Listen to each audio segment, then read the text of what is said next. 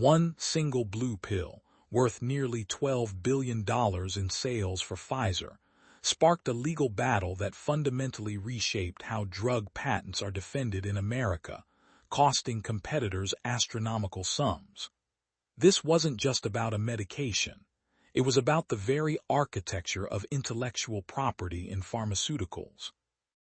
How did a drug designed for angina end up becoming the center of one of the most high-stakes patent wars in history, forcing generic manufacturers to pay hundreds of millions, and ultimately shaping the drug market we know today in 2026?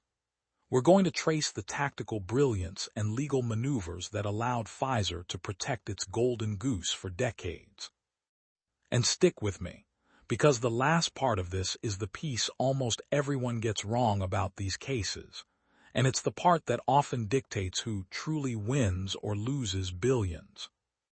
The little blue pill known as Viagra didn't just revolutionize the treatment of erectile dysfunction. It also triggered a legal battle that fundamentally reshaped patent law for the entire pharmaceutical industry, protecting billions in revenue for innovators. Today, we're examining the intricate legal strategy Pfizer employed to defend its blockbuster drug, a strategy that would ultimately yield over $12 billion in sales and prevent generic competitors from entering the market for decades. This isn't just about a pill. It's a deep dive into the legal frameworks that underpin pharmaceutical innovation and competition. We'll explore how Pfizer leveraged every available legal tool, from design patents to manufacturing method claims, to create an impenetrable fortress around its invention. The implications of this case extend far beyond Viagra, influencing how every new drug, from cancer treatments to rare disease therapies, is protected and priced today. To understand this monumental fight, we must first go back to the beginning, the initial discovery and patent application. How do you protect a drug generating over $2 billion annually when its core patent is set to expire? This stark question loomed over Pfizer concerning Viagra. Its primary U.S. patent for sildenafil was set to expire in 2012, with European patents following in 2013. This patent cliff threatened to open the floodgates to generic competitors, which typically enter the market at 80–85% lower prices and can decimate market share in months. Billions in revenue were at stake. To mitigate this catastrophic loss, Pfizer struck preemptive deals. A key agreement with Teva Pharmaceuticals in 2013 allowed Teva to launch its generic sildenafil in the U.S. in December 2017. This strategic move secured ongoing royalties for Pfizer in exchange for an earlier, controlled market entry. However, even with such agreements, the threat of widespread generic competition remained immense. Pfizer needed a way to extend its market exclusivity without technically extending the primary patent. The solution, it turned out, lay not in the original patent, but in an unexpected and rarely challenged aspect of pharmaceutical innovation. What if the biggest threat to your multi-billion-dollar drug was yourself, and your greatest defense was to compete with your own product? This seemingly counterintuitive strategy was Pfizer's secret weapon. Rather than simply defending against generic manufacturers, Pfizer pursued a proactive, unprecedented move known as an authorized generic. This meant Pfizer itself, through its subsidiary Greenstone LLC, would launch its own white-label generic version of sildenafil citrate. In December 2017, just as independent generic competitors were poised to enter the market, Pfizer launched its authorized generic at approximately 50% of the brand name Viagra's price. This was a radical departure from the pharmaceutical industry's typical approach, where brand name companies primarily focus on patent defense. Pfizer, instead, actively engaged in the discount market they were simultaneously trying to prevent. This strategic maneuver immediately neutralized much of the price advantage independent generic manufacturers typically rely on. By offering a direct, authorized discount alternative from day one, Pfizer effectively controlled a significant portion of the generic market for sildenafil. This preemptive strike altered the competitive landscape. But how did this move impact the other players in the generic market?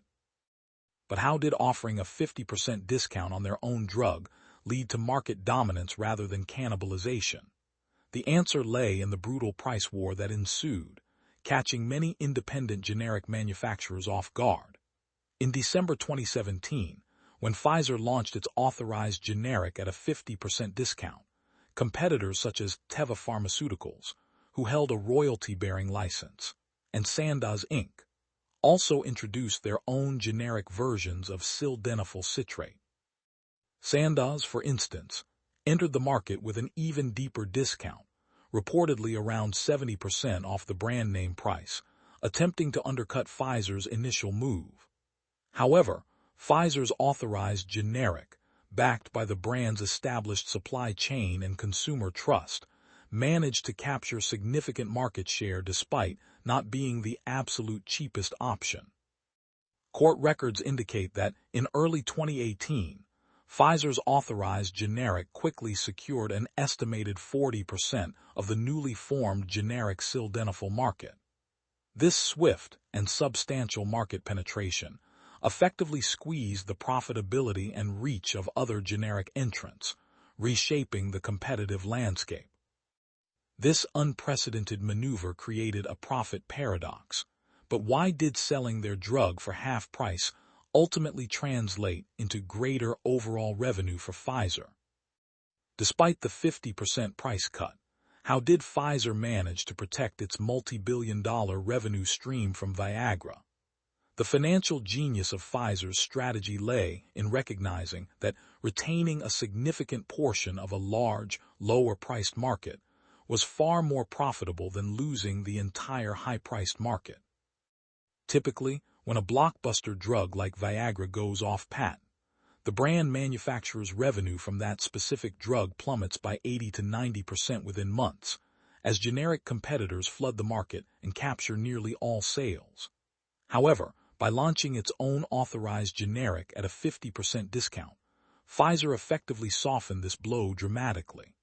They secured a substantial share of the generic market that would have otherwise gone entirely to competitors like Teva and Sandoz.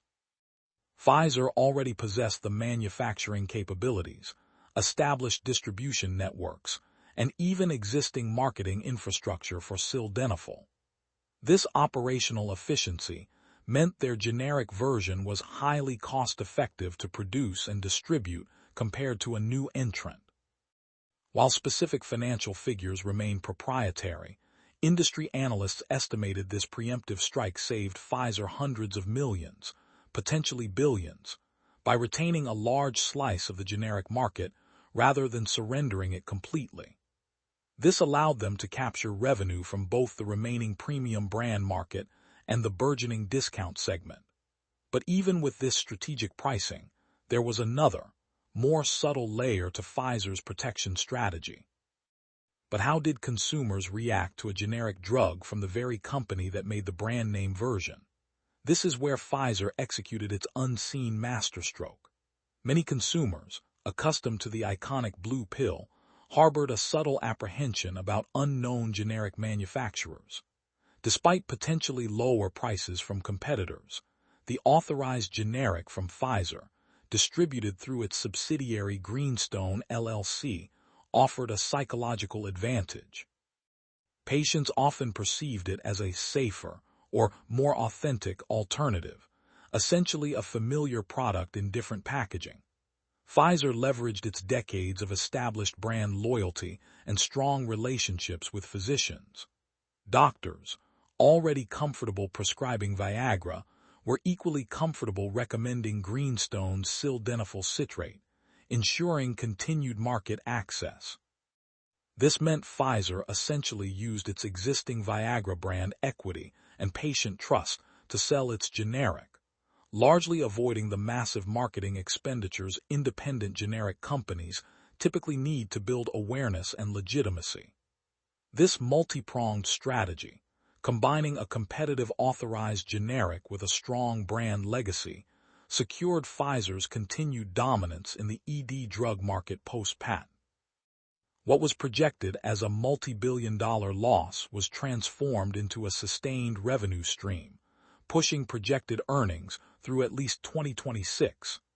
This maneuver stands as a powerful example of brand transformation in the face of patent expiration, an uncommon feat in the pharmaceutical industry.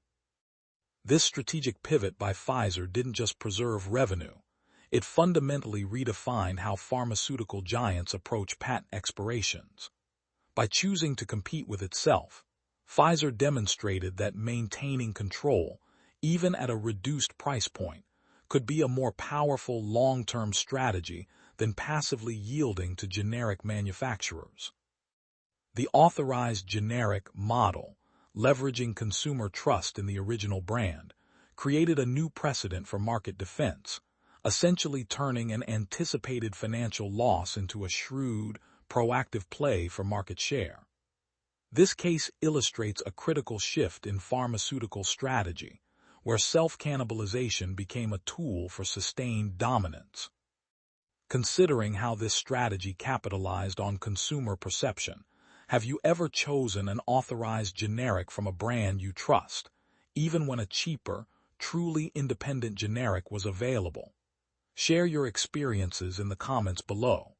For more insights into the intricate legal and business strategies shaping major industries, ensure you subscribe. And if you found this breakdown illuminating, my deep dive into how pharmaceutical companies navigate the FDA's accelerated approval pathways offers another perspective on industry maneuvering that you won't want to miss. This video presents publicly documented information. It is for educational purposes, not legal advice.